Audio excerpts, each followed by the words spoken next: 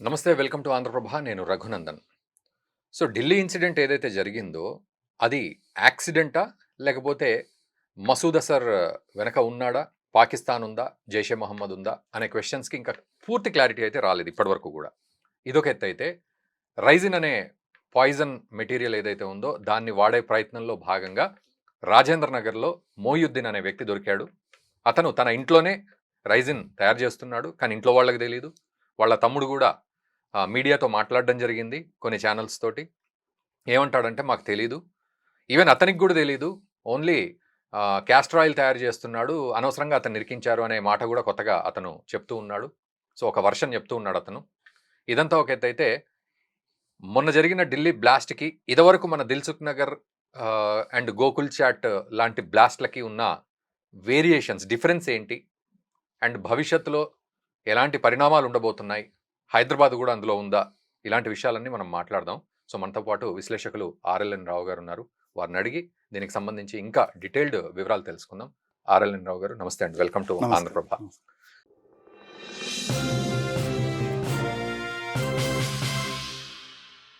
So, నిజానికి అంటే ఇందులో ఏం వాడారు సార్? అంటే సిలిండర్ అన్నారు. తర్వాత అమోనియం నైట్రేట్ అన్నారు. ఆర్‌డీఎక్స్ అన్నారు. కానీ ఆర్‌డీఎక్స్ కాదన్నారు. సో, ఒక క్లారిటీ ఇవ్వండి. ఇప్పటి వరకు వచ్చినటువంటి దీని ప్రకారం అమోనియం నైట్రేట్ ఫ్యూయల్ ఆయిల్ అనేటువంటి వాడుతున్నారు చెప్పారు. Ammonium nitrate fuel oil. ఎందుకంటే బ్లాస్ట్ సైట్లో ఫోరెన్సిక్ వాళ్ళు చేసినప్పుడు Hmm. ఆ కెమికల్ యొక్క రెసిడ్యూల్ అనేది దొరికినట్టు ప్రైమరీ రిపోర్ట్స్ ఉన్నాయి. అదే కాకుండా ఇప్పుడు మనకి 2,900 కిలోలు ఎక్కడైతే దొరికిందో హర్యానాలో, ఫరీదాబాద్. అహ్మదాబాద్లో, అది కూడా ఇదే కెమికల్ అనేసి ఇప్పుడు ఆ కెమికల్లో ఇది ఒక పార్ట్ అన్నటువంటి దాని మీద కూడా ఎగ్జామిన్ చేస్తున్నారు. గ్యాస్ సిలిండర్ అనేది ఇనిషియల్గా వచ్చింది కానీ తర్వాత దాన్ని ఇచ్చేశారు. అది ఇప్పుడు ఎవరు మాట్లాడటం దాని గురించి. ఇంకోటి ఏంటంటే యూజ్ చేసినటువంటి కారు i20. i20కి నాకు తెలిసి కంపెనీ నుంచి అయితే గ్యాస్ మాత్రం రావటం లేదు. వాళ్ళు ఏమన్నా ప్రైవేట్కి ఇటు ఢిల్లీలో ఎక్కడన్నా చేసి గ్యాస్ పెట్టారేమో అయితే మనకు తెలియదు. కానీ గ్యాస్ అన్నటువంటి థియరీ మాత్రం ఇప్పుడు ఎవరు ఫాలో చేయాలి. ఎప్పుడైతే ఆ అమోనియం నైట్రేట్ రెసిడ్యూల్ అనేది ఉందో అది మాత్రం వచ్చేస్తున్నారు.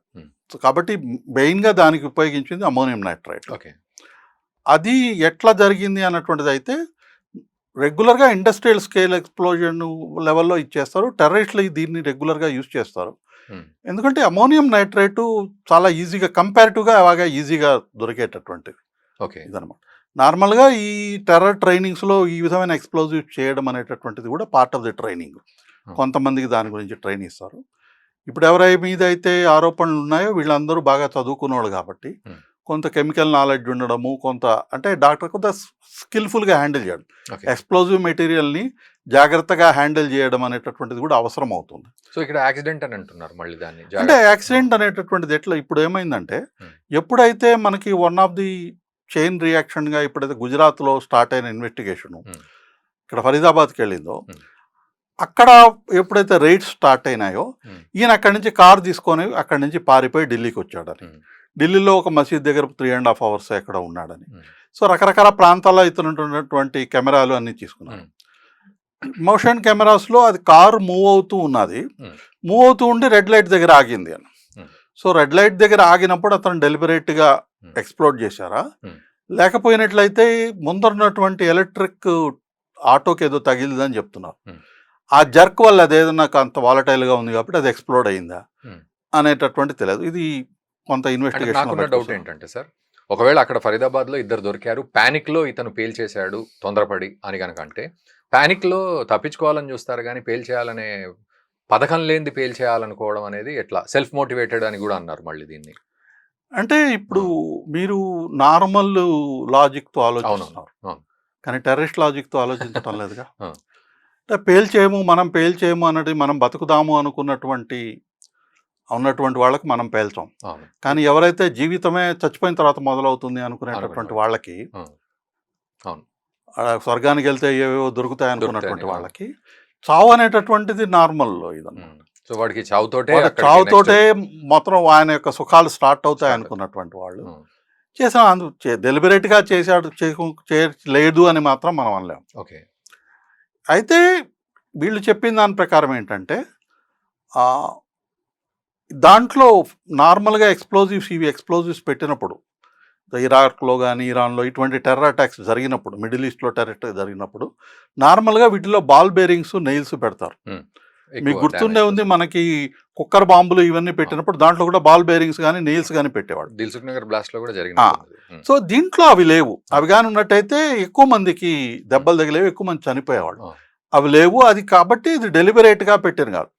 కానీ అది ఇప్పుడు అక్కడ జరిగినటువంటి రైడ్స్ వల్ల ఇతను అక్కడికి వచ్చేసినప్పుడు ఇవన్నీ పెట్టడానికి అతని దగ్గర సమయం లేకుండా పోయి ఉండొచ్చు. ఆ విధంగా స్కిల్ కూడా ఇతను ఉందో లేదో మనకు తెలియదు. 3 hours వెయిటింగ్ అక్కడ పార్కింగ్ లాట్ లో. కాబట్టి ఒంటరిగా ఉండి ఇవన్నీ చేయడానికి వీలు లేనటువంటి పరిస్థితుల్లో ఎక్స్ప్లోజన్ అయితే చేశాడు అన్నటువంటిది మాత్రం ఉంది. ఇది యాక్సిడెంట్ అని మాత్రం నేను అనలేను, కానీ డెలిబరేట్గా అయితే మాత్రం చేశాడు. ఓకే. అండ్ రైజిన్ పాయిజన్ విషయానికి వస్తే, రాజేంద్ర నగర్లో మొహియుద్దీన్ అనే అతను పట్టుబడ్డాడు. సో అతను గుజరాత్ నుంచి కూడా ఈ బిజినెస్ చేస్తున్నాడు అనేది వాళ్ళ బ్రదర్ చెప్తూ ఉన్నాడు. సరే, ఈ బిజినెస్ పేరు మీద ఇదంతా చేస్తున్నాడు యాక్చువల్లీ, అండ్ మాకు కూడా తెలీదు అని చెప్పి అంటున్నాడు. అంటే ఏమిటి, అంటే రైజిన్ గురించి మాట్లాడుకోవాలా మనం ఇక్కడ, అది ఎలా తయారు చేస్తారని, లేకపోతే ఈ నెట్వర్క్ గురించి? రైజిన్ అనేటటువంటి చాలా చాలా టాక్సిక్ మెటల్. ఇది వెపన్స్ ఆఫ్ మాస్ డిస్ట్రక్షన్లో కేటగిరీ 1 కింద వస్తుంది. కెమికల్ వెపన్ ఇది. ఈ కెమికల్ వెపన్కి చేసినటువంటి ఊరికనే ఏదో ఆముదం తీసుకొని అటు ఇటు వెళ్ళినటువంటిది కాదు. దానికి సంబంధించినటువంటి కొంత మెటీరియల్, దీన్ని మళ్ళీ ప్రాసెసింగ్ చేసి రైజిన్ తయారు చేయడానికి రిక్వైర్ అయిన మెటీరియల్ ఇవన్నీ అక్కడ జరుగుతున్నాయి అనేటటువంటిది. దానికి సంబంధించి జైషే మహమ్మద్ వాల్ పోస్టర్లు చేసినట్టు అక్కడి నుంచి లాగితే ఇదంతా బయటకు వచ్చారు. కాబట్టి ఏదో మనం ఆముదం ఆయిల్ బిజినెస్ చేస్తున్నాడు అన్నటువంటిది మాత్రం దానికి అంటే అది అడ్వాన్స్ లెవెల్లో ఉంది. అంటే మెటీరియల్ కాస్టర్ ఆయిల్ సీడ్, అంటే ఆముదపు గింజ విత్తనం, కాబట్టి దాన్ని ఉపయోగిస్తున్నాడు అనేసి తప్పించుకోవడానికి అయితే అనొచ్చు. కానీ అంత సులభమైన బ్రదర్ చెప్తున్నాడు ఈ విషయం. వాళ్ళ బ్రదర్కి ఏం తెలుసు? వాళ్ళ బ్రదర్ ఇప్పుడు ఎవరైనా కానీ ఇంట్లో వాళ్ళకి చెప్తే మంచి వాళ్ళనే అంటారు కదా. ఊరికినే ఆముదం దొరికినంత మాత్రం రైజిన్ అన్నటువంటి మాట రాదు. ఇక్కడ ప్రాసెసింగ్ జరిగి దీన్ని చేసేటటువంటిది. ఇది చాలా భయంకరమైనటువంటి కాంపౌండ్. నీళ్ళలో కానీ వాటిల్లో కానీ కలిపినట్లయితే 36 గంటల నుంచి 72 గంటల్లో చనిపోతారు. దీనికి ఏమి యాంటీడోట్ లేదు ఇప్పుడు ప్రపంచంలో ఎక్కడ లేదు అసలు. కాబట్టి ఈ పాయిజనింగ్ అయినటువంటి వాళ్ళు చనిపోతారు. కిడ్నీ, లివర్ ఇవన్నీ ఫెయిల్ అయిపోతాయి. ఇంకా చాలా వామిటింగ్, రకరకాల అటువంటి కెమికల్ అటాక్లో ఎంత ఉంటుంది అది. ఒకవేళ ఇది కానీ తయారు చేసి ఏదైనా వాటర్ సోర్స్లో, అంటే డ్రింకింగ్ వాటర్ ట్యాంకులో వాటిల్లో కలిపి డిస్ట్రిబ్యూట్ కానీ అంటే బహుశా ఇది మోస్ట్లీ ఇది వాటర్ ట్యాంకుల్లో కలపడానికి బహుశా ఉండొచ్చు. ఆ వాటర్ ట్యాంకులో కలిపి, ఎందుకంటే అది మ్యాక్సిమమ్ క్యాజువాలిటీస్ క్రియేట్ చేసేదానికి అవకాశం ఉంటుంది. వాటర్ మనకి ఇప్పుడు సిటీస్లో 2-3 ఏరియాస్ నుంచే, మన హైదరాబాద్ కానీ ఇంకా మేజర్ సిటీస్లో అన్నిట్లో కూడా 2-3 ఏరియాస్ నుంచే వాటర్ డిస్ట్రిబ్యూట్ అవుతుంది. అక్కడేం పెద్ద సెక్యూరిటీ ఉండదు, ఎవరు పట్టించుకోరు మనం వెళ్ళినాక. అటువంటి దాని దగ్గర ఇటు కానీ కలిపినట్టయితే మీకు రాత్రిపూట లేదా ఎర్లీ మార్నింగ్ కలిపినట్టయితే మీకు ఒక 2-3 పక్క రోజు ఈవినింగ్కి మీకు అంత సిమ్టమ్స్ వచ్చి ఇంకా దానికి మీరేం ట్రీట్మెంట్ తీసుకునే పరిస్థితి లేదు. 1.5 డే నుంచి 3 days లోపల మీరు ఎంతవరకు డిస్ట్రిబ్యూట్ చేయగలిగారో వేలు లక్షల సంఖ్యలో మన మనుషులు చనిపోయారు. 1.5 మందిని టార్గెట్ పెట్టుకున్నారు అనేది స్పెక్యులేషన్. అంటే టార్గెట్ గా అంటే మీరు ఒకసారి కెమికల్ వెపన్ వదిలిన తర్వాత అది ఎంత వైడ్ గా వెళ్తుంది అనేటటువంటిది కదా, వాళ్ళు కూడా చూస్తారు. అంతే, వందల వేల లక్షల సంఖ్యలో చనిపోవచ్చు అంత. మరి ఇదేంటంటే దీన్ని ఏదో కంట్రోల్ చేసి మనం 10 మందినే చంపుతాం అన్నటువంటి వెపన్. అందుకనే కదా మనం వెపన్స్ ఆఫ్ మాస్ డిస్ట్రక్షన్ అనేది. కాబట్టి ఇది చాలా సీరియస్ అయినటువంటి యాక్టివిటీ ఇది. ఇప్పటి వరకు ఇండియాలో జరిగినటువంటి టెర్రర్ అటాక్స్కి ఈ యొక్క టెర్రర్ అటాక్స్కి చాలా సిగ్నిఫికెంట్ డిఫరెన్స్ ఉంది. మొదటిది ఏంటంటే ఇది ఉపయోగించడం.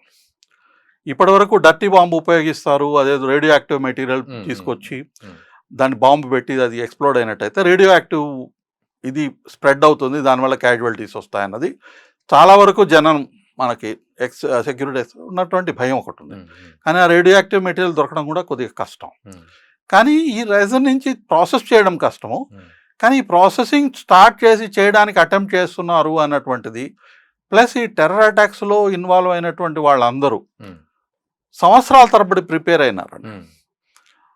ప్లస్ వీళ్ళకి ట్రైనింగ్ ఉండడము, చాలా హైలీ ఎడ్యుకేటెడ్ పర్సన్స్ అయి ఉండడము, డెఫినెట్గా ఒక సీరియస్నెస్ అనేటటువంటిది ఇప్పుడు ఉన్నటువంటి థ్రెట్ నుంచి చాలా ఎక్కువ థ్రెట్ పెరిగింది. అది మాత్రం ఖచ్చితం. నాకు ఇంకొక డౌట్ ఉంది సార్. ఇప్పుడు వీళ్ళు డాక్టర్లు, నలుగురు డాక్టర్లు ఉన్నారు వీళ్ళు మనం వింటున్న పేర్లలో. ఆహ్, రకరకాల పేర్లున్నాయి. ఇంక వాళ్ళ పేర్లు గుర్తుపెట్టుకోవాల్సొస్తుంది మనం ఈ మధ్య అన్నీ.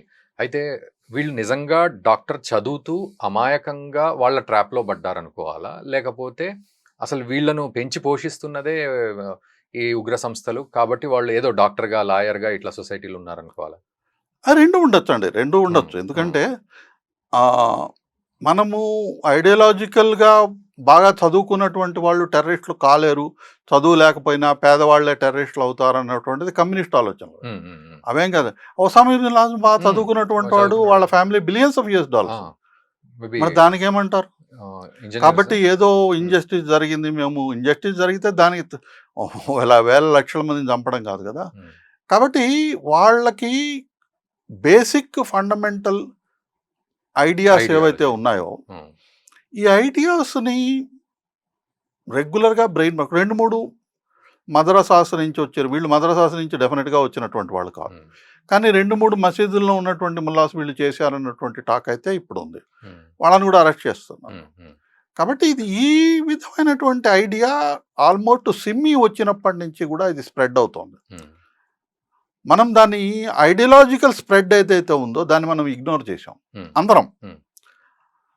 మన ముందరే ప్రజలు డిఫరెంట్‌గా బిహేవ్ చేయడం. హ్మ్. గత 15, 20, 30 సంవత్సరాల్లో. హ్మ్. ఆ డిఫరెంట్ బిహేవియర్‌ని మనం ఐడెంటిఫై చేయలేదు. నా ఉద్దేశంలో ఫ్యామిలీకి తెలియకుండా ఉండేటటువంటి క్వెషన్ అయితే లేదు. ఓకే. ఎందుకంటే అన్లెస్ అంటిల్ ఫ్యామిలీ వాళ్ళ యొక్క బిహేవియర్‌ని కూడా నార్మల్ బిహేవియర్ కింద యాక్సెప్ట్ చేస్తే తప్పితే. హ్మ్. మీరు వెస్ట్రన్‌లో ఈ టెర్రరిస్ట్ యాక్టివిటీస్‌లో పార్టిసిపేట్ చేసినటువంటి వాళ్ళు చూస్తే వాళ్ళ ఫ్యామిలీ గాని పక్కన వాళ్ళకితే హి సడెన్‌లీ బికేమ్ వెరీ సైలెంట్. హ్మ్. హి సో, స్టార్టెడ్ డ్రాస్టిక్ హి హి చేంజ్ ఓవర్ స్టార్టెడ్ ఉంటది. గ్రోయింగ్ బియర్డ్, ఆ! గెడ్డం పెంచడము. ఆ! ఫలానా వాళ్ళ యూట్యూబులు చూడడము, లేదా ఇంటర్నెట్‌లో ఎళ్లి చూడడము, హ్మ్. రెగ్యులర్‌గా ఇది చేయడము. ఏదన్నా దీంట్లో వచ్చినట్టయితే అగ్రెసివ్‌గా రిలిజియన్ మీద హ్మ్. మాట్లాడడము. మాట్లాడడం. ఇటువంటి సింప్టమ్స్ అంతా ఆళ్ళు పక్కన వాళ్ళు అబ్జర్వ్ చేశారన్నటువంటిది మనకు వెస్ట్రన్ దీంట్లో వచ్చిన టెర్రరిస్ట్‌లో ఉంది. హ్మ్. ఈ సింప్టమ్స్ ఫ్యామిలీ వాళ్ళు అబ్జర్వ్ చేయలేదా? హ్మ్. ఒకవేళ వాళ్ళు అబ్జర్వ్ చేసినా గానీ ఇండియాలో ఇది నార్మల్ బిహేవియర్ అయిపోయిందా? అంటే అనుమానాస్పద బిహేవియర్ గూడా ఏం కనబడలేదంటాడు వాళ్ళ బ్రదరు. బ్రదర్ ఇప్పుడు ఆ! ఇంట్లో వాళ్ళని మనం ఏమంటామండి? ఆ! ఇంట్లో వాళ్ళకి అందరూ మంచివాళ్ళే గదా! అవునవును. అవును. కాబట్టి అనుమానాస్పద బిహేవియర్ కనిపించిందంటే మీరేం గుర్తించలేదని వాడిని అడుగుతారు. అడుగుతారు. ఆ! కాబట్టి ఈ విధమైన బిహేవియర్ ఒకటి ఎక్సెసివ్ రిలిజియన్ అనేటటువంటిది మనిషి లైఫ్‌లో ఎక్సెసివ్‌గా వెళ్ళిపోయి, దీన్ని మనం వాళ్ళు అట్లా బిహేవ్ చేస్తున్నా అది నార్మల్ బిహేవియర్‌గా ఫ్యామిలీ గాని, ఫ్రెండ్స్ గాని చూస్తున్నారా? హ్మ్. చుట్టూ ఉన్నటువంటి సిట్యుయేషను ఒక మనిషి రాడికలైజ్ అవుతున్నాడు అన్నటువంటిది కనీసం గమనించి వీడి ప్రవర్తనలో మార్పు ఉందని మార్పు. గమనించలేనటువంటి స్థితిలో ఉన్నారంటే, హ్మ్. చుట్టూ ఉన్న సమాజం గురించి ఏం చెప్పుకోవాలి? అండ్ మీరన్నట్టు 'దిల్సుఖ్ నగర్' బ్లాస్ట్, 'గోకుల్ చాట్' బ్లాస్ట్‌కి దీనికి ఎట్లాంటి డిఫరెన్స్ అంటున్నారు? అంటే అంటే ఈ 2 ఇయర్స్ నుంచి ఇండియన్‌లో ప్రిపేర్ కావడం. హ్మ్. ఇంత ఎక్కువగా స్టాక్ పెట్టుకోవడం ఎక్స్‌ప్లోజివ్ మెటీరియల్. ఆ! ఆ!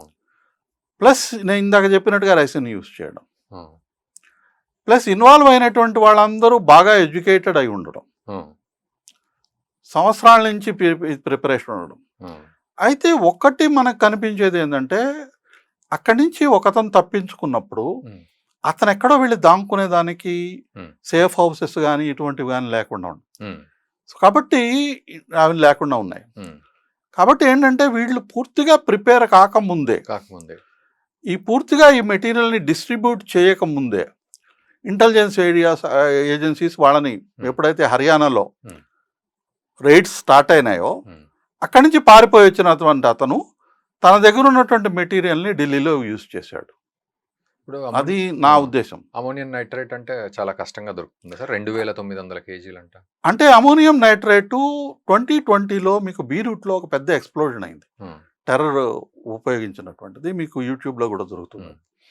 ఆ ఎక్స్‌ప్లోజన్స్ అయిన తర్వాత అమోనియం నైట్రేటు ఇంపోర్ట్ మీద వాటి మీద సెంట్రల్ గవర్నమెంట్ రెస్ట్రిక్షన్స్ ఇచ్చింది. హ్మ్. ఆ రెస్ట్రిక్షన్స్ ప్రకారంగా మనం బ్యాగ్స్‌లోనే వస్తాయవి. హ్మ్. ఆ పోర్ట్ నుంచి 500 మీటర్ల నుంచి ఇట్లా కొన్ని రెస్ట్రిక్షన్స్ ఉన్నాయి దాని మీద. హ్మ్. ఈ రెస్ట్రిక్షన్స్‌ని వీళ్ళు ఎట్లా బైపాస్ చేయడం అనేటువంటిది కష్టం. ఓకే. కానీ మీరు 2 సంవత్సరాల నుంచి కొద్ది కొద్దిగా దీన్ని అక్యుములేట్ చేసి హ్మ్. స్టోర్ చేసి దీన్ని కన్వర్ట్ చేసి Hmm. ఎక్స్ప్లోజివ్ మెటీరియల్ కింద మీరు వెయిట్ చేస్తున్నారు అన్నటువంటిది అది ఎక్కడ వచ్చింది. కాబట్టి వీళ్ళు ఉన్నటువంటి రెగ్యులేటరీ ఫ్రేమ్వర్క్లో, సూపర్విజరీ ఫ్రేమ్వర్క్లో నార్మల్గా ఇండియాలో ఎక్స్ప్లోజివ్స్ బాగా రెగ్యులేట్ అవుతాయి. Hmm.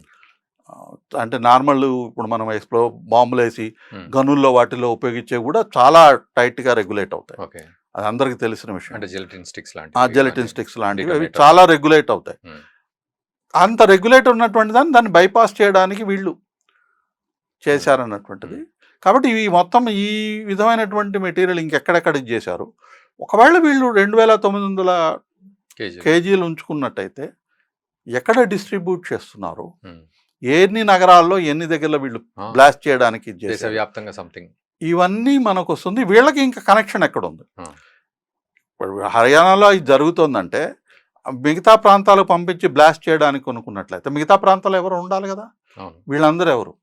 అసలు 50 కేజీలు వాడితేనే పెద్ద బ్లాస్ట్ చూడొచ్చు. పుల్వామాలో 40 కేజీలు ఎంత వాడు? అంత పెద్ద బ్లాస్ట్ చూడొచ్చు. అంటే ఇప్పుడు 40 కేజీలు అన్నారు కదా మీరు.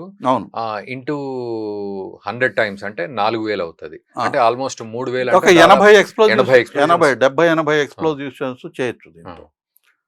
సో పుల్వామా కంటే ఒక 70-80 ఎట్లు ఎక్కువ ఎక్స్ప్లోజివ్ చేసేటి. ఆ 78 వేరు ప్రాంతాల్లో ఎంత రష్లో చేశారు, ప్లస్ దాంట్లో మళ్ళీ బాల్ బేరింగ్స్ ఇవన్నీ పెడితే ఇంపాక్ట్ ఎట్లా ఉంటుంది, ఇది చాలా మేజర్.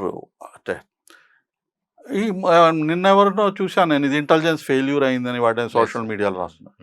అది ఇంటెలిజెన్స్ ఫెయిల్యూర్ ఏమి అంటే కోర్స్ మనకు మనుషులు చనిపోయారు కాబట్టి దట్ ఇస్ ఎ ఫెయిల్యూర్. కానీ మనము ఒక పెద్ద దాన్ని మనం పట్టుకోవడానికి ప్రయత్నం చేసి పట్టుకున్న తర్వాత స్లిప్ అయింది. ఆ స్లిప్ అయిన వాళ్ళు హంట్ చేస్తున్నప్పుడే వాళ్ళు ఎక్స్ప్లోజ్ చేశారు.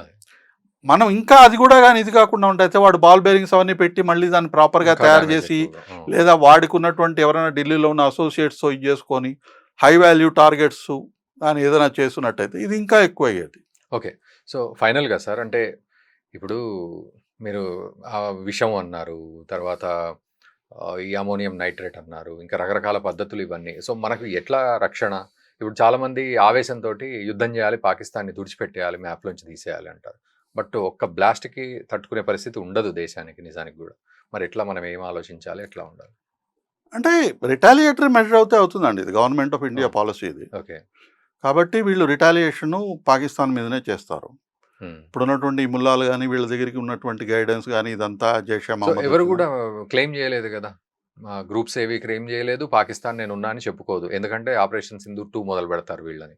వాళ్ళు మొన్న మా దగ్గర కూడా ఏదో అయ్యిందని చెప్పి వాళ్ళు ఇస్లామాబాద్లో అయిందని చెప్పి చేసుకున్నారు కదా.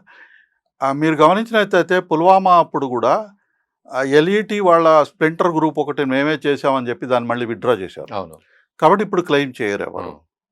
ఈవెన్ ఇస్లామాబాద్లో జరిగింది కూడా టీటీపీ చేసింది, తెహ్రీకే తాలిబాన్ పాకిస్తాన్ చేసింది, దానికి అది ప్రాక్సీగా ఉంది ఇండియాకి. ఇప్పుడు చేసినటువంటి దానికి ఉన్నటువంటిది ఏంటంటే ఇస్లామిక్ స్టేట్ ఆఫ్ ఖుర్సాన్ అనేటువంటి వాళ్ళు ఏదో చేశారు. మోస్ట్ ప్రాబ్లీ ఇస్లామిక్ స్టేట్ అనేటువంటి వాళ్ళు చేసి ఉండొచ్చు. ఇవన్నీ ఏంటంటే మనకి ఇదేమి మన స్కూల్లో ఇది లాంటి కాదు. పలానా ఆయన ఒక స్కూల్లోనే ఉంటాడు, ఇంకో స్కూల్కి వెళ్ళాలి. ఈ టెర్రరిస్టులు ఒక ఆర్గనైజేషన్ ఇంకో దానికి జంప్ అవుతూ ఉంటారు. ఐఎస్కేపీ వాళ్ళు చేసి ఉండడానికి ఎక్కువ అవకాశం ఉంది. ISKP is controlled by ISI. కాబట్టి ఐఎస్కేపీ చేసినటువంటిది ఉన్నట్టయితే ఇది క్లియర్ కట్గా ఐఎస్ఐ వాళ్ళే చేసి ఉండొచ్చు. కాకపోతే ఏంటంటే లాంగ్ ప్లానింగు, చాలా సీరియస్ ఎస్కలేషన్ అనేటటువంటిది అయితే జరిగింది. ఓకే. సో మనం ఎట్లా జాగ్రత్తగా ఉండాలి? డిఫెన్సివ్గా ఉంటే మాత్రం జాగ్రత్త అనేటటువంటిది ఉండదండి, అఫెన్సివ్గా ఉండాలి. Government of India retaliatory steps తీసుకుంటుంది. పాకిస్తాన్కి ఎప్పుడైతే పాకిస్తానీ పంజాబ్లో శవాలు ఇళ్ళకెళ్ళడం ఎప్పుడైతే జరగదో, పర్టికులర్గా సీనియర్ ఆర్మీ ఆఫీసర్స్ యొక్క శవాలు, సీనియర్ ఆర్మీ ఆఫీసర్లు, సీనియర్ ఇంటెలిజెన్స్ ఆఫీసర్లు, సీనియర్ ఐఏఎస్ ఆఫీసర్లు, వీళ్ళ శవాలు వాళ్ళ ఇళ్ళకి వెళ్ళడం ఎప్పుడైతే జరగదో ఇది కొనసాగుతుంది. వాళ్ళకేం పెయిన్ లేదండి. వాళ్ళ బిడ్డలంతా అమెరికన్ సిటిజన్స్, అమెరికాలో ఉన్నారు, యూరోప్లో, ఆస్ట్రేలియాలో, లండన్లో ఉన్నారు. వాళ్ళకందరికీ డ్యూయల్ సిటిజన్షిప్స్ ఉన్నాయి. ఏమన్నా మనం కొట్టడం మొదలైతే ముందర ఫ్యామిలీని వెనక పంపించేస్తారు. మొన్న కూడా చూసాం మనం, సింధూర్ టైంలో వాళ్ళ ఫ్యామిలీలన్నీ అమెరికాకి, ఆస్ట్రేలియాకి అన్ని పారిపోయినాయి. సో వాళ్ళకేం పెయిన్ లేదు. ఎప్పుడైతే వాళ్లకు పెయిన్ మొదలవుతుందో, వాళ్ళకి ఎవరికైతే మనకు నొప్పి ఉంటేనే కదా మనకు తెలిసేది. వాళ్ళకి నొప్పి లేదు, వాళ్ళకి భయం లేదు. ఇవి కానీ జరిగితే మాత్రమే Hmm. ఇవి ఆగుతాయి. కానీ పూర్తిగా ఆగడం అనేటటువంటిది ఉండదు. Hmm. ప్రతి 6 నెలలకు ఒకసారి మనం వాళ్ళని కొడుతూ ఉంటే Hmm. అది కంట్రోల్‌లో ఉంటుంది. Control. Thank you sir. Thank you very thank much Rao గారు. సో వ్యూవర్స్ మీరేమంటారు? అంటే మనం ఇంకా ఒక ఫేజ్‌లోకి వచ్చేసినట్టే అనిపిస్తోంది. వారన్నట్లుగా ప్రతి 6 నెలలకు ఒక్కసారి వాళ్ళకి బుద్ధి చెప్తే తప్ప వాళ్ళు కంట్రోల్‌లో ఉండరు అనే సిట్యుయేషన్‌లోకి మనం వచ్చాం ప్రశాంతంగా ఉండేదానికంటే గూడా. సో ఈ విషయంపై మీరేమంటారు? మనం ఎట్లా రిటాలియేట్ చేయాలి? ఆపరేషన్ సింధూర్ 2 మనం స్టార్ట్ చేయాల్సిన పరిస్థితి 100% ఉందని అనుకోవాలా? మనం ఎట్లా బుద్ధి చెప్తాము? చెప్తే మళ్ళీ వాళ్ళు రిటాలియేట్ చేసే అవకాశాలు ఉంటాయి గదా! సో ఇది ఎటు దారి తీస్తుంది అనేది మీరు ఖచ్చితంగా కామెంట్ చేయండి. అండ్ దయచేసి మనమందరం సేఫ్‌గా ఉండే ప్రయత్నం చేయాలి. ఎక్కడికి వెళ్ళినా గూడా ఏదైనా అనుమానాస్పద కదలికలు ఉన్నా గూడా పోలీసులకు ఇన్ఫార్మ్ చేయాలని వాళ్ళు గూడా చెప్తూ ఉన్నారు. సో ఇలాంటివన్నీ పాటిస్తూ మనం వీలైతే ఈ వీడియోని మీ మిత్రులకు గూడా షేర్ చేయండి. దీని మీద వాళ్ళకి గూడా నాలెడ్జ్ పెరుగుతుంది, awareness. So thank you very much for watching the video.